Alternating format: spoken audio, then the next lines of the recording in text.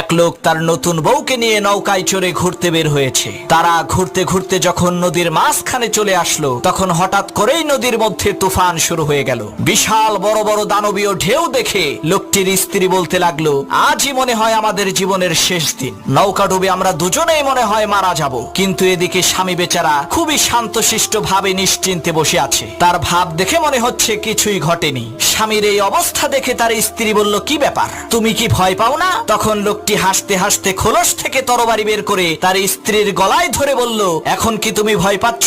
তখন তার স্ত্রী বলল, কি বোকার মতো কথা বলো, ভয় পাবো কেন? তরবারিটা তো তোমার হাতে, আর আমি জানি তুমি আমাকে অনেক ভালোবাসো। তখন সেই লোকটি বলল, ঠিক একই ভাবে এই ঝড় তুফান সবকিছুই আল্লাহর হাতে, আর আমি জানি আমার আল্লাহ আমাদেরকে অনেক ভালোবাসেন।